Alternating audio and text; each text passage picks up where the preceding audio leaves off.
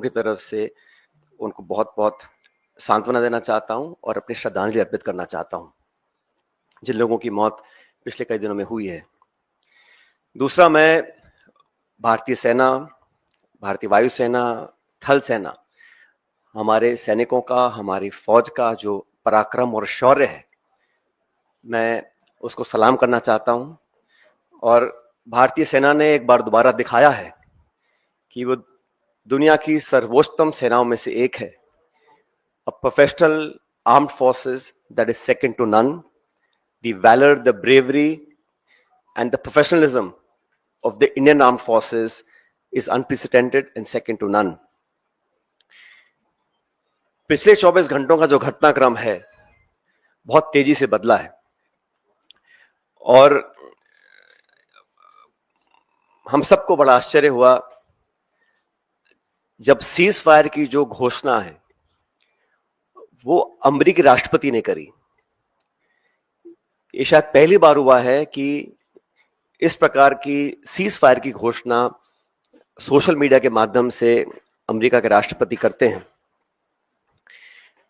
और जो उन्होंने अपने सोशल पोस्ट पर लिखा है उस पर भी हमको ध्यान देना चाहिए।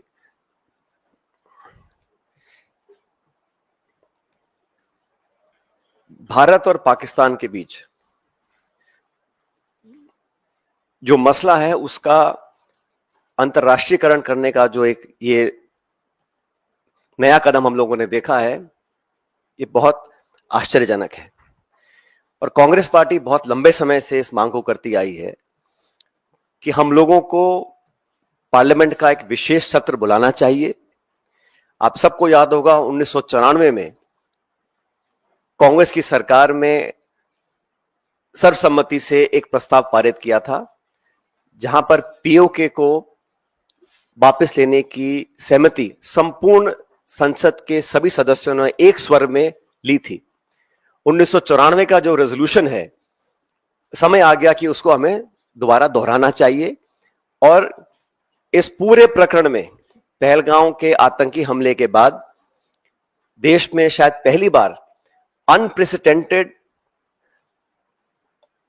और एक तरफा समर्थन भारत सरकार को सब पक्षों से मिला। सभी दल, सभी विचारधारा, 140 करोड़ लोग भारत सरकार के साथ खड़े रहे और हमने साफ कहा था कि पहलगाम में जो आक्रमण हुआ है वो भारत की आत्मा पे आक्रमण है और इसका मुंहतोड़ जवाब देना अति आवश्यक है।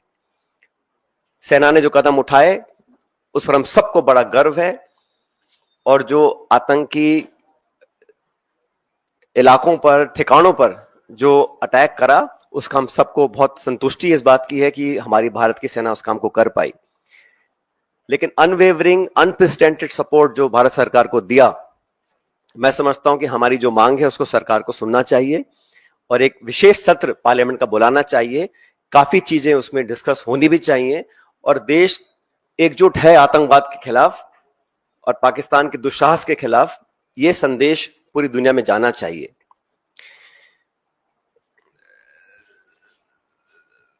साथियों, जब ये घोषणा मीडिया के माध्यम से, और मैं सिर्फ उन बातों को रखना चाहता हूं जो पब्लिक डोमेन में है, काफी कुछ ऐसी बातें हैं जो हम सबको जानकारी में नहीं है, लेकिन जो पब्लिक डोमेन में है उसको देखकर लगता है कि बहुत से सवाल खड़े हुए हैं।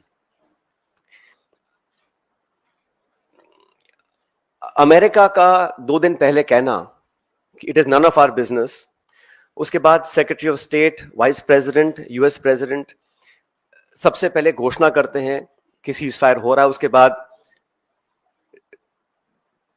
पाकिस्तान और भारत भी सीज फायर का ऐलान करते हैं।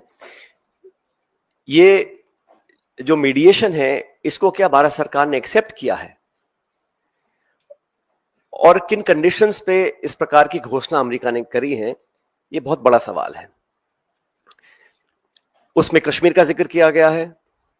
सेक्रेटरी स्टेट ने बोला है कि एक न्यूट्रल साइट पर कश्मीर के मुद्दे को, और कितना गलत अमेरिका के राष्ट्रपति जी ने कहा कि हजारों साल पुराना ये मुद्दा है। वो भूल गए कि 76 साल पहले ये एक ही देश था, कोई मसला नहीं था, लेकिन उन्होंने कश्मीर के मुद्दे को उठाया और मुझे लगता है कि ये इंडिया पाकिस्तान को हाइफनेट करने की दोबारा कोशिश की गई है।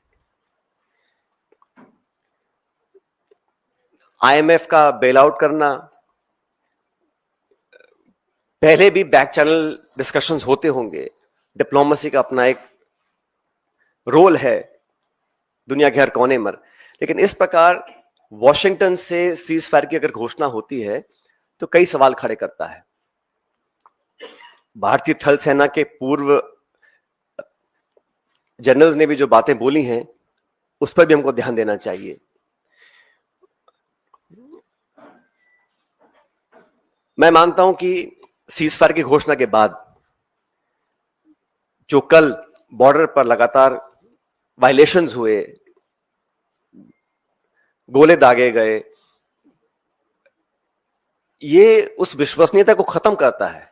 अगर सीज फायर हुआ है, अनाउंस हुआ है, दोनों पक्षों ने, डीजीएमओज ने बात कर सीज फायर की घोषणा करी है, उसके तुरंत बाद रात भर जो खबरें हमें देखने को मिली हैं उसमें निरंतर वायलेशंस हुए हैं सीज फायर के।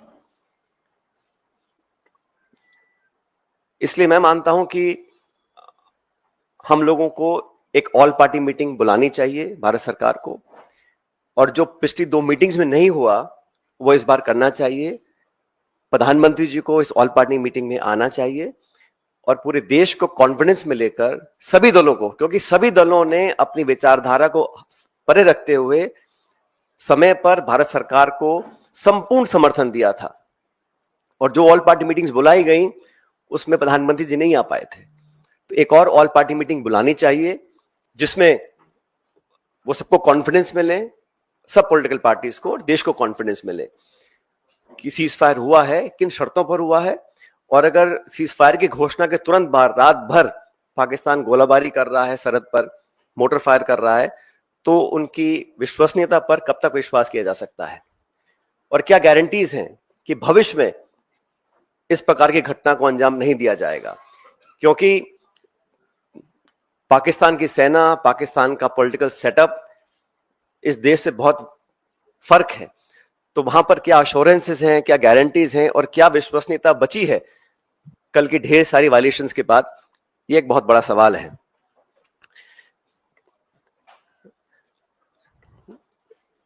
उन्नीस में भी जब युद्ध छिड़ा था तो अमेरिका ने कहा था कि हम बे ऑफ बंगाल में अपना 7वां बेड़ा भेज रहे हैं, we will deploy the 7th fleet. That's what the Americans said. But despite that, the then government and Indira ji went ahead and did what was in a supreme national interest. आज हम उनको याद करते हैं कि वो नेतृत्व ऐसा था जहां पर नेशनल इंटरेस्ट को सबसे ऊपर रखा गया। और आज भी आपको याद होगा जब पार्लियामेंट पर आक्रमण हुआ था, वाजपेयी जी प्रधानमंत्री थे, सोनिया गांधी जी नेता प्रतिपक्ष थी, सदन के पटन पर उन्होंने खड़े होकर कहा था कि भारत, पूरा देश और पूरा विपक्ष सरकार के साथ है, जो भी उचित कदम उठाना है उसको उठाएं और निसंकोच उठाएं, हम आपके साथ रहेंगे। उन्हीं परंपराओं को कायम रखते हुए प्रमुख विपक्षी दल कांग्रेस पार्टी और तमाम दलों ने, चाहे वो खरगे जी हो, राहुल गांधी जी हो, हम सब ने सरकार को पूरा समर्थन दिया था। लेकिन इस प्रकार जो सीज फायर की घोषणा अमेरिकी राष्ट्रपति करते हैं, कुछ घंटे के बाद उसको वेरीफाई पाकिस्तान और इंडिया करते हैं, तो कहीं ना कहीं इस कश्मीर मुद्दे पर भी जो स्टेटमेंट्स आए अमेरिका की तरफ से, उस पर सरकार को अपना पक्ष रखना चाहिए, क्योंकि ये बायलैटरल इशू है। इसका अंतर्राष्ट्रीयकरण करने की जो कोशिश की जा रही है इस पूरे प्रकरण के माध्यम से, मैं इसको ठीक नहीं समझता हूं। एक विशेष सत्र पार्लियामेंट का बुलाना चाहिए और कम से कम 1994 का जो रेजोल्यूशन था उसको दोबारा अडॉप्ट करें और देश के सामने स्पष्ट तरीके से कहा जाए कि no third party involvement will be accepted. It is a bilateral issue and it is India's and Pakistan issue and no country including America should have a space to intervene in a bilateral issue. अब तक हमारे पिछले कई दशकों की जो foreign policy थी, जो स्टेटेड पॉलिसी थी, वो बड़ी स्पष्ट थी। उसमें कहीं मीडिएशन का, नेगोशिएशंस का, थर्ड पार्टी इन्वॉल्वमेंट का कोई स्कोप ही नहीं था, चाहे कोई प्रधानमंत्री हो, कोई सरकार हो। लेकिन जो अमेरिका का स्टेटमेंट आया है उस पर इन सारी चीजों के ऊपर एक सवाल उठना लाजमी बनता है। इसलिए मैं इतना अपील करूंगा कि ऑल पार्टी मीटिंग सरकार को बुलानी चाहिए तुरंत प्रभाव से। और हमारे सैनिकों ने पिछले दिनों में जो कर दिखाया है, मुझे लगता है कि उस पर हम सबको बड़ा फख्र है, बड़ा नाज है। और हमारी सेनाओं का जो बल, जो ताकत, जो शौर्य, जो वीरता, जो कार्यकुशलता, जो प्रिसिशन, जिस जाबाजी से उन्होंने मजा चखाने का काम किया है पाकिस्तान को, उन सब पर हमको बड़ा नाज है, बड़ा फख्र है। Thank you.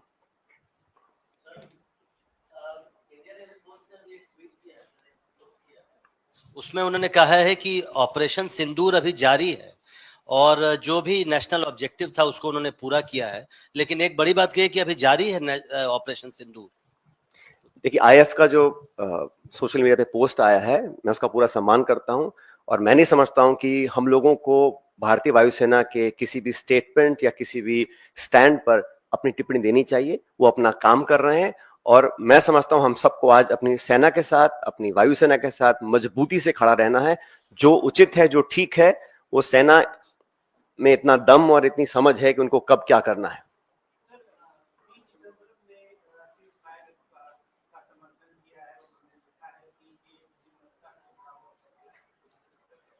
मैंने कहा ना, सीज फायर दो पक्षों का होता है, लेकिन मुझे चिंता इस बात की है कि जिस प्रकार अमेरिका ने पहल कर सबसे पहले अचानक इसकी घोषणा करी, तो क्या परिस्थितियां थीं, क्या वो मुद्दे थे जिनको लेकर अमेरिका इतनी बड़ी पहल कर सकता है बिना पाकिस्तान, हिंदुस्तान के इस बात की पुष्टिकरण करे। ये इतिहास में पहली बार हुआ है। What I am saying is that the fact that the US unilaterally announces a ceasefire between two countries so far away, it's unprecedented. It has never happened before, and they've tried to engulf the discussion to involve Kashmir, which again is unprecedented. To say that they will meet at a neutral site, who are they to decide what is a neutral site and who should meet? POK is part of this country. We have resolved in 1994 to take back POK. Has there been a change in that stand? What are the conditions? What are the circumstances? What are the issues on which they will be talking, and who is a third country to dictate to India where and when we should meet and how we should meet? That is a question that needs to be answered.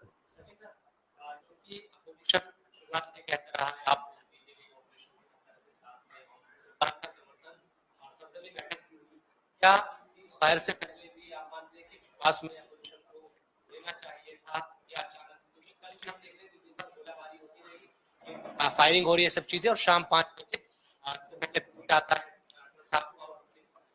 जैसा मैंने कहा कि all party meetings में क्या discuss किया, रक्षा मंत्री जी ने जो ब्रीफ किया अलग अलग दलों को, वो मीडिया में चर्चा करने का विषय नहीं है। लेकिन मैं इतना कहना चाहता हूं कि हमारी डिमांड शुरू से 22 तारीख को पहली बार ही खड़गे जी और राहुल जी ने कहा था कि हम सरकार के साथ हैं, निसंकोच होकर पाकिस्तान के दांत खट्टे करने का और सबक सिखाने का, आतंकवादी घटनाओं को जड़ से खत्म करने का हमको एक जो प्रण लिया है उसको पूरा करना चाहिए। और पूरा समर्थन कांग्रेस ने दिया, समूचे विपक्ष ने दिया। और मैंने बार बार कहा कि पहली बार कश्मीर में भी जिस प्रकार के जज्बात सामने आए और वहां पे हर मजहब के लोग, हर धर्म के लोग चाहते थे कि ये जो आतंकवादी हमला है, ये आक्रमण है, इसका जवाब देना चाहिए। उन भावनाओं को, देश के समर्थन को, सर्वदलीय समर्थन जो सरकार को मिला, वो अनप्रेसिडेंटेड था। उसके बाद सरकार ने जो कॉन्फिडेंस में लिया, वो ऑल पार्टी मीटिंग्स में डिस्कस जो किया, वो चर्चा का विषय नहीं है। लेकिन हम चाहते हैं कि अब जो घटनाक्रम हुआ है पिछले 24 घंटे में, उसको लेकर सरकार को एक ऑल पार्टी मीटिंग बुलानी चाहिए और प्रधानमंत्री जी को वहां मौजूद होकर पूरे समूचे पॉलिटिकल जो हमारा पार्लियामेंट की पार्टीज हैं, उनको कॉन्फिडेंस में लेना चाहिए। और जो अमेरिका का इन्वॉल्वमेंट, अमेरिका की घोषणा, secretary of state, vice president, US president लगातार घोषणाएं कर रहे हैं, ये पहली बार हुआ है और इस समझ से परे है कि ये ऐसा क्यों होने दिया गया, क्योंकि हम पर आक्रमण हुआ था। भारत ने कभी भी किसी भी देश पर बेवजह अपनी नजरें नहीं टिकाई हैं। We have never been an aggressor. We are land of Mahatma Gandhi. We want peace everywhere, worldwide. But when people are encroaching, they don't want us to progress and be stable and peaceful.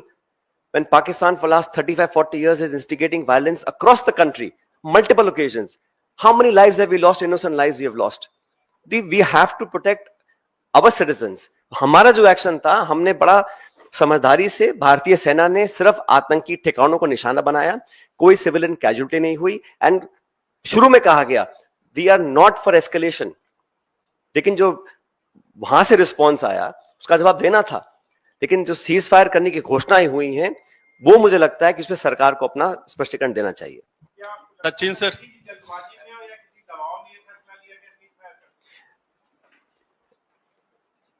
I don't want to speculate. जो public domain में खबरें आई हैं, मैं मात्र वहां तक अपनी बात सीमित रख रहा हूं। और मुझे लगा, हम सबको लगा कि ये जो हुआ है, ये पहली बार हुआ है, ऐसा आज तक कभी हुआ नहीं है। किन परिस्थितियों में ऐसा हुआ, क्या कारण थे, और अब आगे क्या होगा? क्योंकि इसमें लिखा गया है कि एक न्यूट्रल साइट पर कश्मीर मुद्दे को लेकर दोनों पक्षों की चर्चा होगी, कौन करवाएगा, ये third party mediation, Shimla agreement, इन सब पर सरकार को अपनी बात रखनी चाहिए।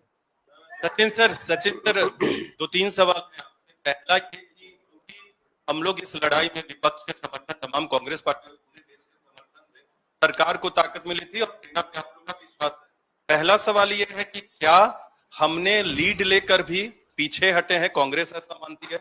दूसरा सवाल यह है कि इस लड़ाई को क्या आगे और बढ़ाते रहना चाहिए था भारत को जो अंडरस्टैंडिंग में नहीं आना चाहिए था? और लास्ट क्वेश्चन ये है कि आप लोग दोनों चीजों की मांग कर रहे हैं ना, संसद का स्पेशल सेशन और सर्वदलीय बैठक। बिल्कुल, दोनों मांगे हमारी पार्टी की हैं कि ऑल पार्टी मीटिंग दोबारा बुलाएं, उसमें प्रधानमंत्री जी खुद उपस्थित रहें, क्योंकि पिछली 2 बार वो उपस्थित नहीं रह सके थे, और पार्लियामेंट का विशेष सत्र बुलाया जाए ताकि जो मुद्दे अभी मैंने रेखांकित किए हैं उस पर विस्तार से चर्चा हो सके और देश के सामने एक सही पिक्चर निकल कर आए।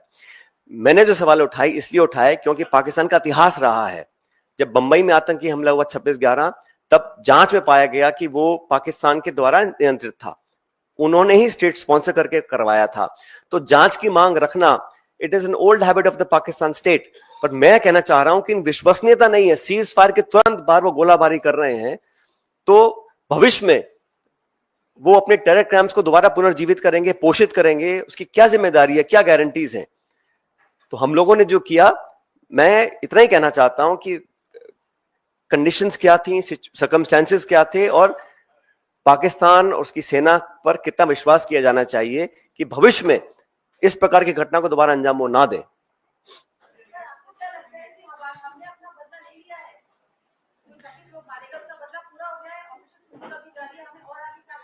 जैसा अभी आपके साथी ने कहा कि एयरफोर्स ने अभी एक स्टेटमेंट जारी किया है, तो we should wait and watch. But मैं फिर कहना चाहता हूं कि हमारी जो कार्रवाई थी वो आतंकियों के खिलाफ थी। पाकिस्तान ने पनाह दी है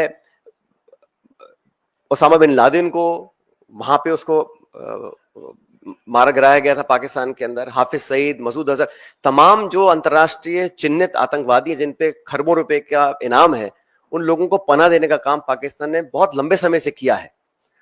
तो हम लोग तो चाहते हैं कि वो आतंकियों का जो इंफ्रास्ट्रक्चर है उसको पूरी तरह ध्वस्त किया जाना चाहिए। उसमें सेना को काफी सफलता मिली है, लेकिन अभी क्योंकि जैसा आप साथी ने कहा कि आईएफ ने कहा कि ऑपरेशन जारी है, we should wait and watch.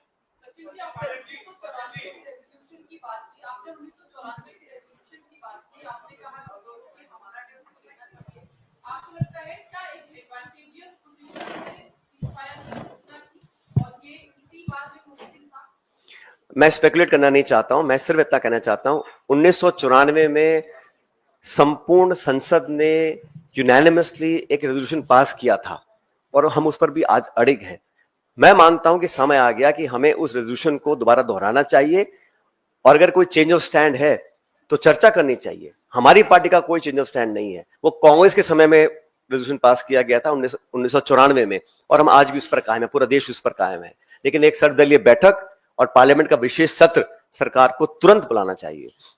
Sachin Pilot जी, मेरा सवाल आपसे ये है कि आप भी फौज में हैं। सवाल ये है कि इंदिरा गांधी ने 1971 में पाकिस्तान के 2 टुकड़े किए थे, और जो हालात अभी सीमा के आसपास के बने हुए हैं पहलगाम के बाद, क्या आप मानते हैं कि एक मौका था पाक अधिकृत कश्मीर पे कब्जा करने का, पाक अधिकृत कश्मीर को लेने का, वो मौका हम चूक गए उस मौके से? मैं इतना ही कहना चाहता हूं कि जब जब पाकिस्तान ने दुस्साहस किया है, आतंकी हमलों को अंजाम दिया है, तथ्यों के साथ ये पाया गया कि Pakistan state is fully involve, तो हम लोगों को वहां पर जो आतंकी गतिविधियां करने वाली जो ताकतें हैं उनको नष्ट करना चाहिए।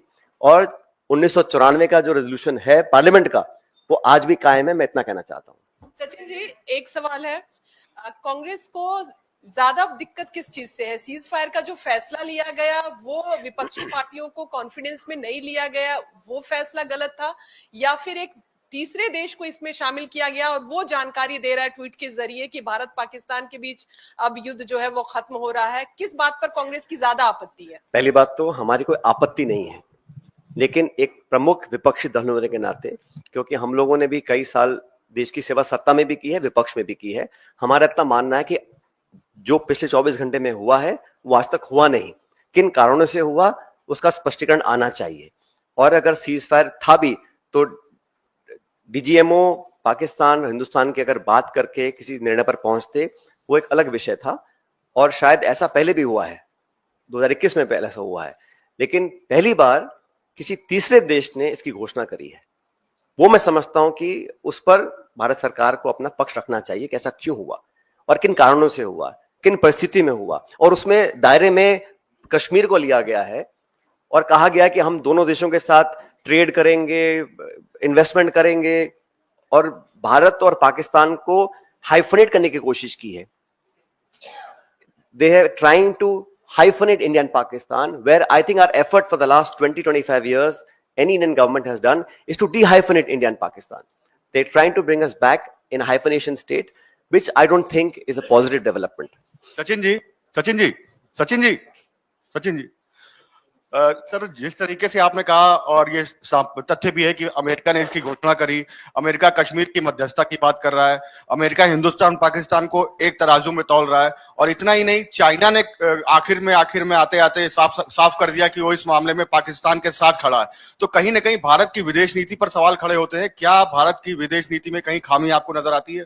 देखिए, ये समय नहीं है खामियां निकालने का, आलोचना करने का, लेकिन जैसा मैंने कहा, सीज फायर की घोषणा, न्यूट्रल साइट पे इंडिया पाकिस्तान की चर्चा की पहल करवाना, वो भी एक तीसरे मुल्क के माध्यम से, वो हमारी अब तक की फॉरेन पॉलिसी से हटकर है और उस पर सरकार को अपनी बात रखनी चाहिए। मैं नहीं मानता हूं कि आज हम लोग बैठकर आलोचना करें, गिनतियां करें। सरकार ने खुद ही माना था पहली ऑल पार्टी मीटिंग में कि चूक हुई है, कि जो आतंकवादी भारत में आए थे, जब रेल बंद है, हवाई जहाज बंद है, गाड़ियां बंद हैं, कैसे तो आए होंगे वो लोग, वो अलग विषय। आज समय नहीं है कि हम उसका विश्लेषण करें, लेकिन जो अब आने वाले जो समय है उसमें कैसे हम डील करेंगे। भारतीय वायुसेना बोल रही है कि अभी ऑपरेशन जारी है, सीज फायर की घोषणा हुई, उसकी पालन नहीं हो रही है। हम सबने देखा है बॉर्डर सरहद पर जो बमबारी कल हुई है, उसका मल्टीपल वायलेशंस हुए हैं, उस पर हम लोगों को क्या करना है, ये सरकार को मैं फिर कहना चाहता हूं। जहां तक आतंकवाद से निपटने की बात है, जहां तक पाकिस्तान को सबक सिखाने की बात है, और भविष्य में उनमें वो क्षमता ना रहे कि वो आतंकियों को पनाह और ट्रेनिंग दे सकें, उस टारगेट को हासिल करने की बात है। पूरी भारत की जनता, एक एक व्यक्ति सरकार के साथ खड़ा है, और हमारी फौजों ने जब तक करके दिखाया उस पर हमको पूरा नाज है, हम समर्थन में हैं। लेकिन जो सीज फायर वाला प्रकरण है, उस पर मुझे लगता है कि कई प्रश्न और सवाल खड़े हुए हैं। ये कोई नई बात तो है नहीं, हम सब जानते हैं कि उनका पूरा समर्थन रहा है। जो आर्टिलरी है, इक्विपमेंट है, वो सारा चीन सप्लाई करता है पाकिस्तान को। Thank you.